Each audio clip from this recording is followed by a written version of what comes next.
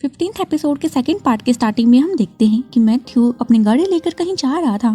तभी धोयुक उसकी गाड़ी के सामने आ जाता है और मैथ्यू को गाड़ी रोकनी पड़ती है और धोयुक गाड़ी के अंदर आ गया था। मैथ्यू उसे जैसे ही पूछने लगता है कि तुम यहाँ पर कैसे आए। धोयुक उसे गाड़ी ड्राइव करने के लिए कह रहा था तो मैथ्यू बताता है कि मैं तो यहीं पास में ही जा रहा था। धोयुक बोलता है कि तुम मुझे मोटल होटल में लेकर चलो। मैथ्यू ऐसा ही करता है, लेकिन फिर वहाँ पर पहुंचकर वो कह रहा था कि मुझे कुछ काम है। धोयुक बोलता है कि ठीक है, मुझे यहीं आकर वापस मिलना। मैथ्यू चला जाता है और वन ही वन सोच रहा था कि यहाँ पर कैसे आ गया। फिर धोयुक यहाँ से सीधा अपने रूम में चला जाता है और वहाँ पर मैथ्यू के फ़ोन में कुछ सेटिंग्स छेड़ रहा था। तभी मैथ्यू भी घर पर आ जाता है और बोल रहा था कि धोयुक तुम इतने अंधेरे में क्या कर रहे हो। जैसे ही उसने लाइट्स ऑन करी थी, धोयुक उसके फ़ोन को छुपा लेता है। फिर मैथ्यू यहाँ पर धोयुक से पूछता है कि तुम्हें यहाँ पर ऐसे नहीं आना चाहिए था, पुलिस तुम्हारा पीछा करते हुए यहाँ तक पहुँच जाएगी। धोयुक उससे काफी रूड वे में बात कर रहा था तो मैथ्यू भी सफाई देने लगता है कि मैंने तुम्हें बचाने की पूरी कोशिश करी, लेकिन सुंगचन कंपनी का प्रेशर इतना ज्यादा था कि मैं कुछ कर नहीं पाया। धोयुक बोलता है कि तुम टेंशन मत लो, मैं इंश्योरेंस के साथ आया हूँ। मैथ्यू सोच रहा था इंश्योरेंस, तो यहाँ पर धोयुक मोनी का नाम लेता है। तभी हम मोनी को देखते हैं जो पुलिस स्टेशन में आई हुई थी और पुलिस को सफाई देते हुए कह रही थी कि धोयुक ने मुझे ब्लैकमेल किया था कि अगर मैं उसकी जान नहीं बचाऊंगा तो वो मेरे करियर को खराब कर देगा, इसीलिए मैंने बस उसकी जान बचाई। और उसने मुझे मारने की भी कोशिश करी है। वो अपने खरोच के निशान पुलिस वालों को दिखा रही थी और साथ के साथ उसने एक लेटर भी दिया था जो कि धोयुक ने ही पुलिस वालों के लिए लिखा था। उसमें उसने लिखा था कि गैलरी में हुए इंसिडेंट में उसका कोई भी हाथ नहीं है, इसके पीछे की सुंगचन कंपनी का इकलौता वारिस सिंगजंग सुक। वापस मैथ्यू को दिखाया जाता है जो मनी मन मोनी को काफी गालियां दे चुका था और धोयुक से पूछता है कि तुम्हारा आगे का क्या प्लान है। धोयुक बोलता है कि मैं के को कैसे भी करके पकड़ लूंगा। तो मैथ्यू थोड़ा डर जाता है कि ये क्या बातें कर रहा है। उससे पूछता है कि तुम्हारा कोई प्लान तो होगा ना। धोयुक बोलता है कि फिलहाल मैंने नहीं सोचा। इतना कहकर वो मैथ्यू से कुछ रुपए मांगने लगा था। मैथ्यू भी उसे रुपए दे देता है। नेक्स्ट सीन में हम देखते हैं कि धोयुक ऊपर से खड़ा हुआ नीचे मैथ्यू को ही देख रहा था और मैथ्यू यहाँ पर कॉल पर मिस्टर वू से बात करते हुए कहता है कि धोयुक जैसे कि मैंने कहा था मैथ्यू के पास ही आने वाला है। ये सारी बातें धोयुक सुन रहा था क्योंकि उसने मैथ्यू के फोन में सेटिंग्स जो कर दी थी। फिर मैथ्यू मिस्टर गू को कहते हैं कि वो अभी भी इसी मोटल होटल में है, तुम पुलिस वालों को जल्दी इन्फॉर्म कर दो ताकि वो उसे यहाँ से पकड़ कर ले जाएं। और वो ऊपर की तरफ देखकर हाथ भी घुमा रहा था। उसके बाद यहाँ पर धोयुक पीछे को भागकर जाने लगता है। तभी मैथ्यू फोन पर बोल देता है कि वो तो इतना इडियट है, उसे कभी पता ही नहीं लगेगा कि मैं ही के हूँ। ये सुनकर धोयुक तो हैरान रह जाता है और उसे फ्लैशबैक के सारे वो सीन याद आने लगे थे जहाँ पर भी उसका इंटरैक्ट के से हुआ था। उसे याद आता है कि के ने ही उसे टॉर्चर किया था। यहाँ तक कि रूम पर जब उसे के की परछाई दिखी थी तो वो और कोई नहीं मैथ्यू ही था। और साथ के साथ उसे ये भी याद आया था कि कैसे मैथ्यू ने गिताक के खिलाफ धोयुक के दिमाग में नेगेटिव थिंग्स भरती थी। साथ में जब उस दिन रात को गिताक मैथ्यू को मारने के लिए आगे जा ही रहा था और उसे तो पता था कि वो के है, लेकिन धोयुक ने यहाँ पर गिताक को गलत समझा और ये सब मैथ्यू के कारण ही था। अब यहाँ पर उसे धीरे धीरे करके सारी चीजें समझ आ रही थी कि कैसे मैथ्यू ने चालाकी से उसे सेम कपड़े भेज दिए थे ताकि वो उसे फंसा सके मर्डर के केस में। और उस दिन गैलरी इंसिडेंट में उसने जिसे अपने कपड़ों में देखा वो और कोई नहीं मैथ्यू ही था। अब धोयुक के सामने इस गेम के सारे पत्ते खुल चुके थे। उसे समझ आ गया था कि कौन उसके लिए सही है और कौन गलत। यहाँ पर वो गिताक से माफी मांगते हुए कहता है कि मुझे माफ कर देना, तुम जहाँ कहीं भी हो मैं तुम्हें ढूंढ कर रहूंगा, साथ में के को अपने हाथों से ही मारूंगा, ये मेरा तुमसे वादा है। नेक्स्ट सीन में हम देखते हैं कि अब रिपोर्टर्स को भी मसाला मिल चुका था। वो बता रहे थे कि सुंगचन ग्रुप की गैलरी की सारी पेंटिंग्स प्रोसिक्यूटर ने सीज कर दी है। यहाँ तक कि जो गैलरी में इंसिडेंट हुआ था उसमें सुंगचन ग्रुप के चेयरमैन शिन और उनके बेटे सिंगजंग सुक का हाथ है। यहाँ पर ये प्रूफ बोल रहे थे कि 5 साल पहले जो शिन की वाइफ की मौत हुई थी उसमें भी उन दोनों का ही हाथ था।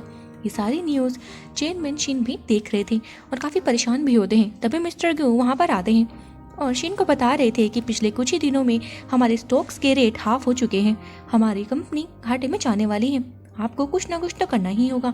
और अगर मेरी माने तो आप एक प्रेस कॉन्फ्रेंस करवा कर वहाँ पर सबको सच बता दें कि 5 साल पहले आपकी वाइफ का मर्डर आपकी बेटी ने ही किया है। शिन बोलते हैं कि मैं ऐसा बिल्कुल भी नहीं कर सकता, ऐसा करूंगा तो पुलिस वाले सिंजुक सुक को अरेस्ट कर लेंगे और सुंगचन ग्रुप तबाह हो जाएगा। अब हमारे पास सिर्फ एक तरीका बचा है कि हम किसी और को सिंजुक सुक का नाम देकर उसे कल्प्रिट साबित कर दें। अब वो कू को कहते हैं कि तुम्हें चाहे कितने भी लोगों को हायर करना पड़े उसके लिए पैसे मैं तुम्हें दूंगा, तुम्हें सारे रिपोर्टर्स को हायर करना है और ये न्यूज़ फैलानी है कि कोई सिंजुक सुक का नाम यूज करके ये सब कर रहा था। तो कू बोलते हैं कि सिंजुक सुक की जगह भला कौन लेगा, यहाँ पर चेयरमैन बता रहे थे कि मेरी नज़र में एक लड़का है। यहाँ पर उन्हें दोयुक का ही ख्याल आ रहा था और कहने लगते हैं कि मुझे नहीं पता उसके पास सुंग जुंग सुक की वॉच कैसे पहुंची, लेकिन वो सबसे बड़ा एविडेंस हो सकता है दोयुक को सुंग जुंग सुक में बदलने का। और दोयुक अनाथ है, किसी को कुछ पता भी नहीं लगेगा। सुंगचुन ग्रुप को बचाने के लिए अगर हम दोयुक का सेक्रीफाइस कर भी दे तो it's not a big deal. अब मिस्टर ग्यू तो खुश हो गए थे क्योंकि के का प्लान तो यही था कि वो दोयुक को अपनी जगह जेल में पहुंचा दे। अब सीन शिफ्ट होता है और हम राही को देखते हैं जिसके हाथ में डीएनए रिपोर्ट थी हाना की, और उसमें साफ साफ लिखा हुआ था कि जिनमो और हाना का दूर दूर तक कोई रिलेशन नहीं है, यानी कि जिनमो हाना का बायोलॉजिकल फादर नहीं था। ये देख कर राही बोलती है कि मैं तो पहले से ही जानती थी, लेकिन तो हाना बेटी किसकी है और वो मैथ्यू के साथ क्यों रह रही है, कहीं वो के की बेटी तो नहीं। इतने में सीन कट होता है और हम मोनी को देखते हैं। मोनी वहाँ पर रिहर्सल की प्रैक्टिस कर रही थी, तभी राही भी वहाँ पर पहुँचती है। मोनी पूछती है कि तुम्हें क्या चाहिए। राही कह रही थी कि कुछ नहीं, बस मैं देखने आई थी कि तुम प्रैक्टिस कैसे कर रही हो। फिर वो मोनी को बताती है कि कल रात पुलिस यहाँ पर आई हुई थी और तुम्हारे बारे में पूछ रही थी। मोनी बताती है कि मैंने दोयुक की हेल्प सिर्फ इसीलिए करी ताकि मैं मैथ्यू को इम्प्रेस कर सकूं। आखिर तुम सब भी तो यही कर रहे हो। यहाँ पर राही बोलती है कि वो सब तो सही है, आज जो शूटिंग होने वाली है उसमें तो वही सीन है ना जब तुमने उस बच्चे को जन्म दिया था। मोनी को ये सुनकर वही सीन याद आने लगता है। राही कह रही थी कि वो बच्चा आखिरकार गया कहाँ, क्या वो मर चुका है? तो तुम आज की प्रेस कॉन्फ्रेंस में लोगों को क्या जवाब देने वाली हो? मोनी चिल्लाकर कहती है कि मैंने वो बच्चा जिनमो के हाथों सौंप दिया था। अब जिनमो ने ही मुझे बताया था कि वो बच्चा मर चुका है।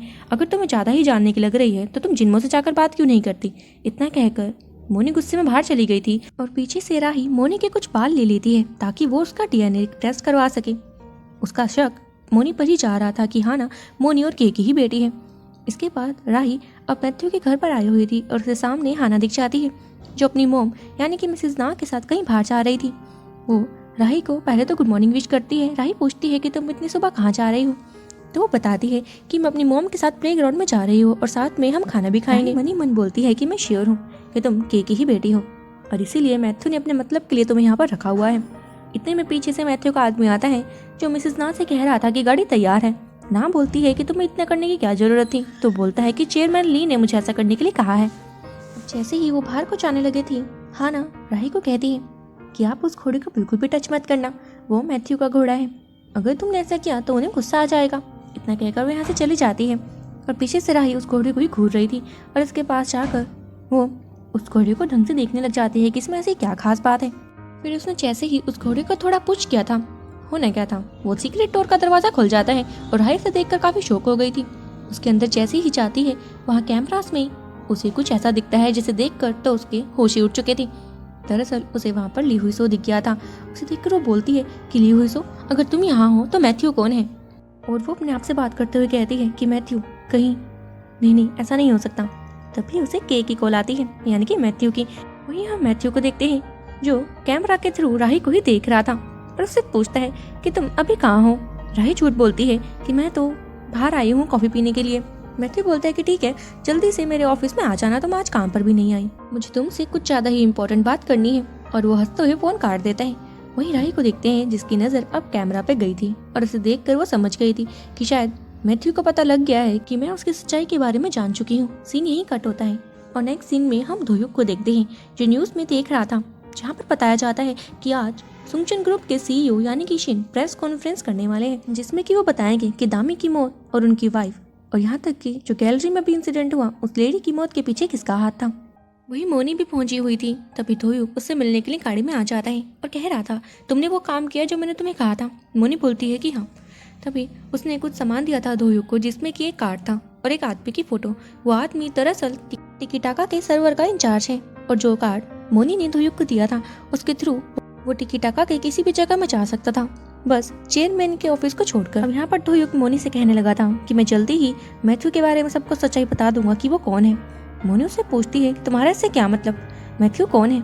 उससे पूछ रही थी तो दोयुक बोलता है कि मैथ्यू वो है जिसे कि तुम बहुत अच्छे से जानती हो और अब तुम्हें मेरी हेल्प करनी होगी टिकीटाका में एंटर होने के लिए। मोनी भी उसकी हेल्प करने के लिए मान जाती है। अब उसने अपने सेलिब्रिटी होने का फायदा उठाया था और अपने फैंस को अपने साइड करके दोयुक को अंदर एंट्री भी दिलवा दी थी। वहीं अब राही को देखते हैं जो मैथ्यू के कैबिन के बाहर खड़ी हुई थी और अंदर जाकर उससे अच्छे से गुड मॉर्निंग विश करती है। मैथ्यू बोलता है कि तुमने आने में थोड़ी देर कर दी, राही बोलती है कि तुम मुझे बताओ तुम्हें मुझसे क्या बात करनी है। फिर मैथ्यू कहता है कि बैठकर बात करते हैं। दोनों बैठ जाते हैं जहाँ पर राही मैथ्यू से कह रही थी कि आज तो चेयरमैन शिन प्रेस कॉन्फ्रेंस करने वाले हैं, तुम्हें नहीं लगता कि तुम्हें उनके कुछ करने से पहले कोई ना कोई स्टेप लेना होगा। मैथ्यू बोलता है तुम्हारा इससे क्या मतलब है। तो राही उसे बोलती है कि ये तो तुम्हारा ही प्लान था ना, तुम्हारे फादर की कंपनी को डुबाने का। मैथ्यू चुप कर जाता है तो राही से बोलती है कि क्या मैं तुम्हें सिंग चंग सुक कहूँ या फिर के। मैथ्यू समझ गया था कि ये मेरे बारे में सब कुछ जान चुकी है। वो जोर से हंसते हुए कहता है कि राही तभी मुझे तुम पसंद हो। अगर इस टाइम तुम्हारी जगह कोई और होता तो घबरा जाता, लेकिन तुम बिल्कुल भी नहीं डरी। राही बोलती है कि तुम सही कह रहे हो, मैं नहीं डरी क्योंकि मैं पहले से ही जानती थी कि तुम ली हुई सो तो नहीं हो सकते। तुम में और ली हुई सो में काफी फर्क है। यहाँ पर फिर उससे पूछती है कि तुम्हें क्या लगता है कि चेयरमैन शिन प्रेस कॉन्फ्रेंस में क्या कहने वाले हैं। मैथ्यू बोलता है कि ये सब पहले से ही डिसाइडेड है। वो उसे एक रिपोर्ट देते हुए सारी बात बता रहे थे कि वो दोहयुग को टारगेट करेंगे। राही बोल रही थी क्या तुम श्योर हो। मैथ्यू हाँ में भरता है।